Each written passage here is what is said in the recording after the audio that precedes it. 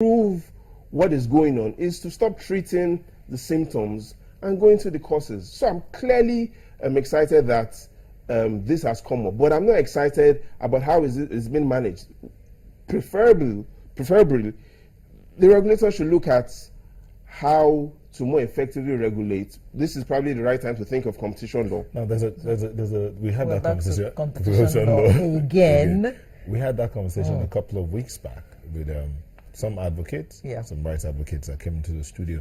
But let's see now that law, competition law that you've talked about, and then the fact that the legislators have decided to wade into who did you pay the 50 billion naira to?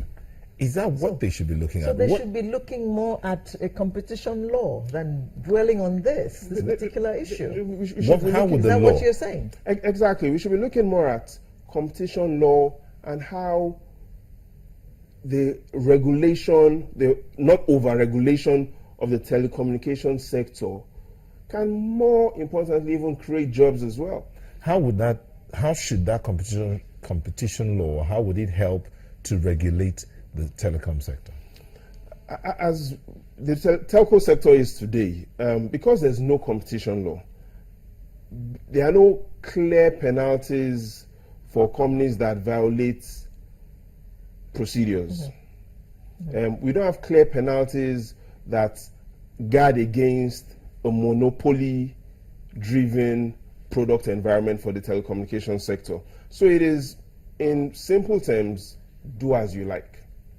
And when it is do as you like, such issues like this will arise.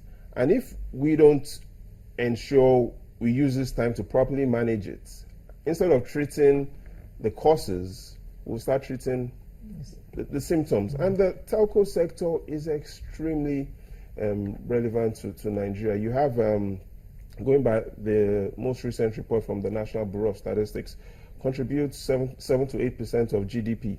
MTN at the moment, currently, in terms of mobile phone users, holds 42% of that market share. So in simple terms, MTN contributes somewhere between 1.5 to 2.5% of GDP. So we have to be careful on how the negotiations go on between that firm as well as the NCC. But perhaps even in Yota, more importantly, and which is what I'm more interested in, is jobs for the Nigerian youths. And going, again, by the most recent reports by the National Bureau of Statistics, that looks at the jobs that have been created in the formal sector of Nigeria between the first 270 days of last year, that's Q1 to Q3. It showed clearly the number of jobs created by science and engineering professionals, less than 1,000. The number of jobs, number of jobs created by all legal institutions, legal professionals, within the first 3 quarters of last year, less than 1,000. Number of jobs created in the ICT formal sector in the first 3 quarters of last year, well over 1,800 jobs. So the ICT sector right now is at the forefront of employment compared to science, engineering, and even the legal profession. So that's why it's important that the legal, especially the National Assembly, looks at more of how can we ensure the optimal performance and success of that sector, especially the leaders and the growth drivers of that sector, because it surely helps with job creation. Now, do you think that the National Assembly has any business in this particular matter? If we're talking about competition law, yes, they do have business. If you're talking about how the... but they're not talking competition law. They're talking, come and tell us to whom you paid the money. Where did you pay the money? They probably should take the back seat on this. This should clearly be driven by discussions between MTN and NCC. And just like like the president said, he'd always taken the back seat. When he was going to make a comment on it, the president even said it's been restrained. This was the first time he was going to be commenting on it. He weighed in a bit, and then there was a discussion on reducing the fine. So they got a 25% shave on the fine, and the fine currently stands at 780 billion naira, out of which MTN has paid 50 billion naira. But I think what should happen is this is a case study for how ethical and professional discussions should be driven between the NCC and MTN, while the legislators should look at more of activities regarding improving that sector, not wading into why was there a haircut from... The question that some people are asking is, what NCC did, is it good? The penalty is fair. The penalty, given a fair penalty, given a penalty that all stakeholders had agreed to. So NCC didn't issue a penalty that wasn't agreed to. Off the top so it was of the something that they had already agreed on, that this will be the fine. 200,000 naira for each line that was filled. But again, sometime even in August, the 4 major telco operators were fined. So it's really not a strictly MTN issue.